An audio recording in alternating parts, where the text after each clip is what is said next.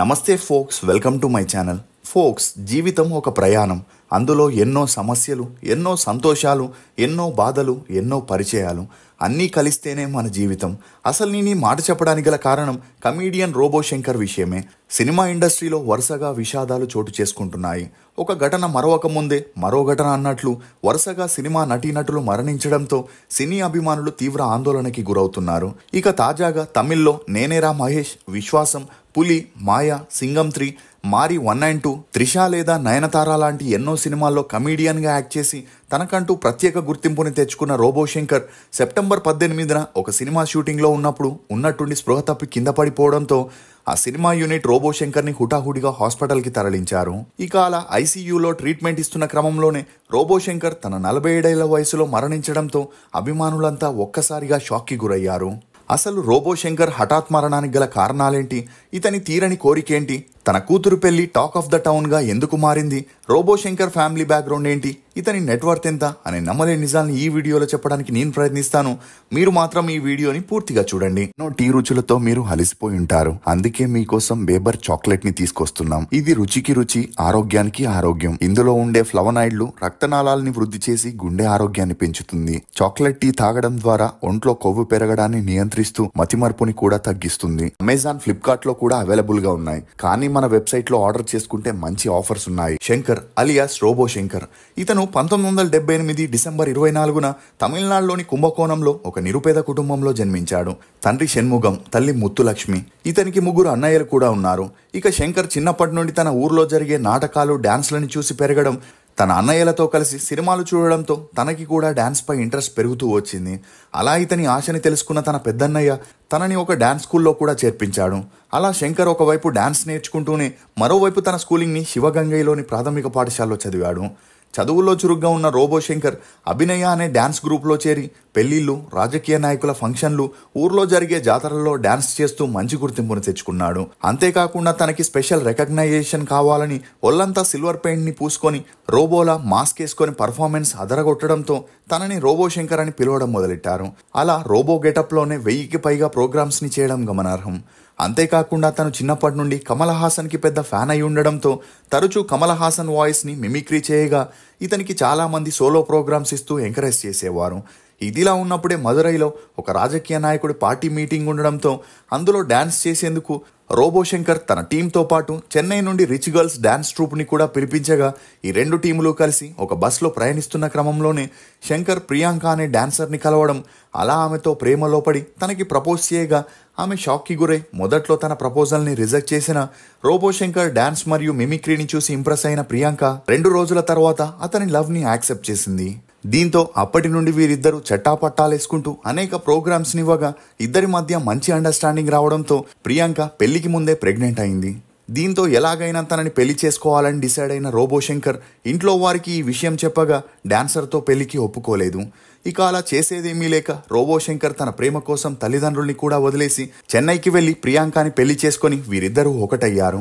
ఇక రోబో శంకర్ అప్పటికే మదురై కామరాజు యూనివర్సిటీలో ఎంఏ పూర్తి చేసిన తనకి జాబ్ చేయడం ఇష్టం లేకపోవడం, మరోవైపు తన డాన్స్ ట్రూప్ని వదిలేసి చెన్నైకి రావడంతో ఏం చేయాలో తెలియని పరిస్థితుల్లో పడ్డాడు. ఈ సమయంలోనే తన భార్య ప్రియాంక రోబో శంకర్ని తనకి తెలిసిన డాన్స్ ట్రూప్లో చేర్పించగా ఒకవైపు మిమిక్రీ, మరోవైపు డాన్స్ చేస్తూ జిమ్ ట్రైనర్గా చేస్తున్న క్రమంలోనే బాడీ బిల్డింగ్ పై ఇంట్రెస్ట్ కలిగి హార్డ్ వర్క్ చేసి 1 yearలోనే 6 pack ని కూడా తెచ్చుకొని mister Madurai, mister Tamil Nadu, mister India అని అందాల పోటీల్లో పాల్గొనగా రోబో శంకర్ 5 సార్లు మిస్టర్ మదురై అవార్డుని, ఒకసారి మిస్టర్ తమిళనాడు అవార్డుని గెలుచుకొని మిస్టర్ ఇండియాలో టాప్ 5లో చేరి ఎలిమినేట్ అయ్యాడు. ఈ క్రమంలోనే రోబో శంకర్ ప్రియాంక అన్యోన్య సంసారానికి గుర్తుగా ఇంద్రజ అనే అమ్మాయి కూడా జన్మించింది. ఇక కూతురు పుట్టడంతో బాధ్యతలు ఎక్కువై రోబో శంకర్ భార్య కూడా సినిమాల్లో చిన్న చితక క్యారెక్టర్స్ చేస్తూ బ్యాక్గ్రౌండ్ డాన్సర్గా కూడా చేయడం మొదలెట్టింది. ఇక రోబో శంకర్ కూడా ఒకవైపు జూనియర్ ఆర్టిస్ట్గా డ్యూట్, ఉయిర్ ఓసై, ఆయ్ అనే మూవీస్ని చేస్తూ తన భార్యతో కలిసి బ్యాక్గ్రౌండ్ డాన్సర్గా చేసిన వీరి ఆర్థిక పరిస్థితులు అంతంత మాత్రమే ఉండడంతో ఒక అమ్మాయితోనే పిల్లలు చాలనుకొని ఆమెకి ఏ లోటు లేకుండా చూసుకోవాలని డిసైడ్ అయ్యారు. ఇదిలా ఉంటే రోబో శంకర్ కొన్ని స్టేజ్ ప్రోగ్రాంలు చేసేటప్పుడు భాస్కర్ అనే మిమిక్రీ ఆర్టిస్టుతో తనకి మంచి స్నేహం కలిగింది. ఇక అతను రోబో శంకర్తో మాట్లాడుతూ విజయ్ టీవీలో కలకపోదు యారు అనే ప్రోగ్రాంని స్టార్ట్ చేశారని, అందులో మిమిక్రీ, స్టాండప్ కామెడీ ఆర్టిస్టులకి ఛాన్సులు ఇస్తున్నారని చెప్పగా రోబో శంకర్ మొదట్లో ఆ షోపై ఇంట్రెస్ట్ చూపించకపోయినా ఒకవేళ ఆ ప్రోగ్రాంలో సెలెక్ట్ అయి టీవీలో కనిపిస్తే మరిన్ని ప్రోగ్రామ్స్లో అవకాశాలు తనని వెతుక్కుంటూ వస్తాయని ఆడిషన్కి వెళ్ళగా రోబో శంకర్ తన కామెడీ టైమింగ్తో అలరించడంతో సీజన్ 1లో సెలెక్ట్ అయ్యాడు. అలా ప్రోగ్రాం మొత్తం అలరిస్తూ మంచి గుర్తింపు తెచ్చుకున్న రోబో శంకర్ ఫైనల్ వరకు వచ్చినా విన్నవలేకపోయాడు. కానీ సీజన్ 2లో మళ్ళీ శివకార్తికేయన్తో కలిసి పర్ఫామ్ చేసే ఛాన్స్ వచ్చింది. ఈ క్రమంలోనే వీరిద్దరికి మంచి స్నేహం కుదరడంతో శివకార్తికేయన్ తను యాంకరింగ్ చేసిన అసత పోవదు యారు, అదు ఇదు ఎదు, కింగ్ ఆఫ్ కామెడీ అనే ప్రోగ్రామ్స్ ని చేసి వీరిద్దరూ మంచి గుర్తింపుని తెచ్చుకున్నారు. అయితే రోబో శంకర్కి ఫేమ్ వచ్చే కొద్దీ ఫ్రెండ్ సర్కిల్ కూడా ఎక్కువై మద్యానికి, స్మోకింగ్కి అలవాటు పడ్డాడు. ఎంతలా అంటే ప్రతిరోజు సాయంత్రం 6 అయితే తాగాల్సిందే అనేంతలా. ఇక స్మాల్ స్క్రీన్లో వచ్చిన ఫేమ్తో రోబో శంకర్కి మొదటిగా కర్క కాసడర్ అనే మూవీలో ఒక సపోర్టింగ్ రోల్ రావడంతో ఈ మూవీలో తన పాత్రకి మంచి గుర్తింపు వచ్చింది.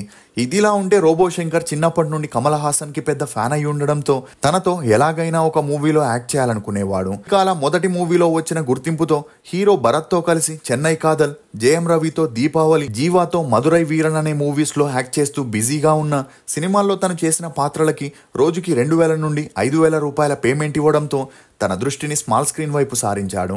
ఇక ఈ ఫేమ్తో ఫారెన్ షోస్కి వెళ్ళి ఈవెంట్స్ చేయడంతో ఆర్థికంగా కొంతవరకు స్థిరపడ్డాడు. అంతేకాకుండా రోబో శంకర్ డిఎంకే పార్టీకి సపోర్ట్ చేస్తూ వారి ప్రచార కార్యక్రమాల్లో కూడా పాల్గొనడంతో కొద్ది రోజుల్లోనే పెద్ద ఇల్లు, లగ్జరీ కార్లని కొనుక్కోగా తన తోటి నటీనటులు అతన్ని చూసి షాక్కి గురయ్యారు.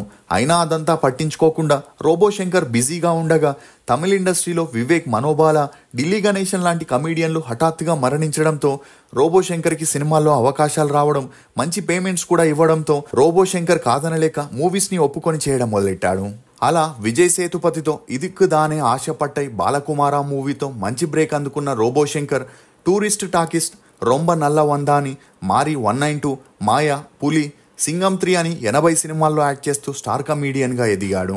ఇక అలా ఒక స్టేజ్లో తనకి మద్యం ఎక్కువ అవ్వడం, వర్కౌట్ కూడా మానేసి చాలా బరువు పెరిగి 140 కిలోలు అయ్యాడు. ఇక మరోవైపు తన భార్యకి కూడా ఒబేసిటీ రావడంతో డాక్టర్లు వీరిద్దరిని బరువు తగ్గాలని, లేదంటే ప్రాణాలకే ప్రమాదమని చెప్పగా రోబో శంకర్ మరియు తన భార్య కొన్నాళ్ళు జిమ్కి వెళ్ళి వర్కౌట్ చేసినా ఏమాత్రం బరువు తగ్గకపోవడంతో వీరిద్దరూ కొంతమంది స్నేహితుల సలహా మేరకు లైపోసేషన్ ఆపరేషన్ని చేయించుకొని సన్నబడి అందరినీ ఆశ్చర్యానికి గురి చేశారు. దీంతో ఇక పైన ఎటువంటి సమస్యలు రావనుకున్నారు.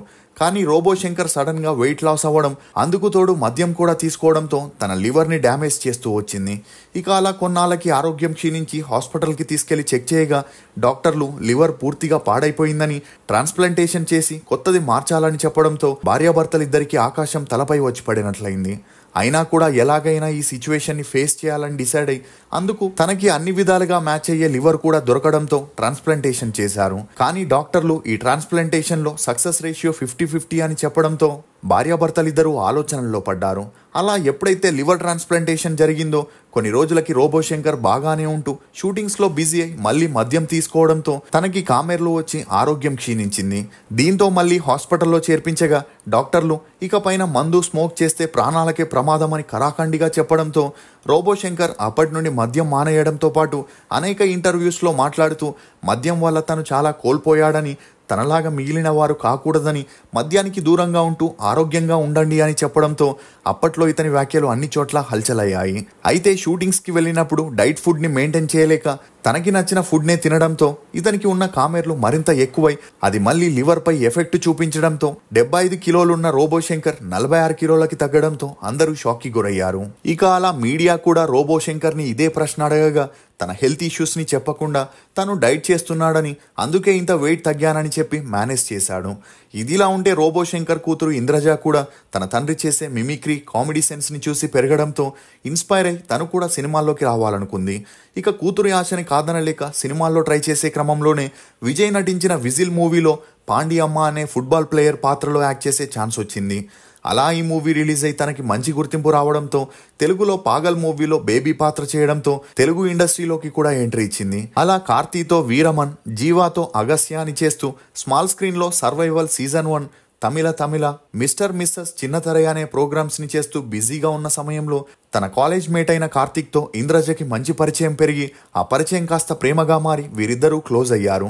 ఇదిలా ఉంటే రోబోశంకర్ ఆరోగ్యం రోజురోజుకి క్షీణించడంతో ఏ క్షణంలో ఏదైనా జరగొచ్చని తన ఒక్కగానొక్క కూతురు పెళ్లి చూడాలని ఆశపడగా తండ్రి కోరికని తీర్చాలని ఇంద్రజ తన బాయ్ ఫ్రెండ్ ని ఇంట్లో పరిచయం చేయడం, కార్తీక్ కూడా ఆర్థికంగా బలంగా ఉండడంతో ఇరు కుటుంబాలు వీరి పెళ్లికి ఒప్పుకున్నారు.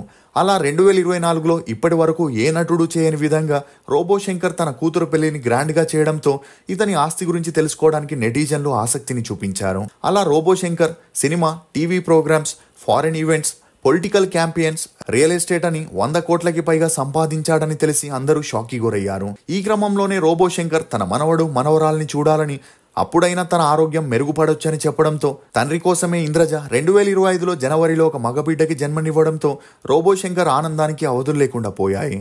అంతేకాకుండా రోబోశంకర్ మనవడికి నామకరణం చేయడం కోసం స్వయంగా కమల్ హాసనే వారి ఇంటికి వెళ్లి నచతిరన్ అనే పేరును పెడుతూ తను యాక్ట్ చేయబోయే ఇండియన్ 3లో కూడా రోబోశంకర్కి ఛాన్స్ ఇస్తానని చెప్పడంతో తన ఇన్నాళ్ళ కళ నెరవేరుతుందనుకొని చాలా సంతోషించాడు. ఇక అలా తన ఆరోగ్యం స్థిరంగా ఉండడంతో బ్యాక్ టు బ్యాక్ సినిమాలు చేస్తూ దూసుకపోగా గోడ్ జిల్లా అనే మూవీ షూటింగ్ ని తిరువన్నమలైలో ఏర్పాటు చేయగా కొన్ని రోజులు ఆ మూవీ షూటింగ్ ని చేస్తూ బాగానే ఉన్నప్పటికీ సెప్టెంబర్ 18న ఉన్నట్టుండి రోబోశంకర్ రక్తపు వాంతులు చేసుకొని కళ్ళు తిరిగి సెట్లోనే కింద పడిపోవడంతో కంగారు పడిన ఆ మూవీ టీం దగ్గరున్న ఒక హాస్పిటల్లో చేర్పించగా తనని చెక్ చేసిన డాక్టర్లు రోబోశంకర్ పరిస్థితి చాలా విషమించిందని, జాండీస్ తన దేహాన్ని అటాక్ చేసిందని, ఇక కొన్ని గంటలే ఉంటాడని చెప్పడంతో ఈ విషయం తెలిసి రోబోశంకర్ భార్య కూతురు కన్నీరు మున్నీరవుతూ చెన్నై నుండి తిరువన్నమలైకి చేరుకున్నారు.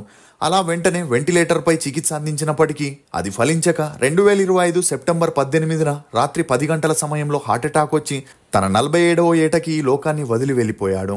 ఏదేమైనా రోబోశంకర్ ఆత్మకి శాంతి చేకూర్చాలని ఆ దేవుణ్ణి ప్రార్థిద్దాం. ఫోక్స్, జీవితాంతం బంధాలు తోడుంటాయనే భ్రమలో బ్రతికేస్తున్నాం. ఈ బ్రతుకు నాటకంలో పాత్రలన్నీ అర్ధాంతరంగా ముగిసేవో అనే సత్యాన్ని జీర్ణించుకోలేకపోతున్నాం. ఇది ఫోక్స్ రోబోశంకర్ గురించి కొన్ని నమ్మలేని నిజాలు. ఈ వీడియో మీద మీ అభిప్రాయాన్ని కమెంట్ సెక్షన్లో తప్పకుండా తెలియజేయండి. మేము చేసిన ఈ వీడియో మీకు నచ్చినట్లయితే ఒక లైక్ ద్వారా మీ సపోర్ట్ని మాకు తెలియజేయండి. For more interesting videos please subscribe to CR voice. Thank you.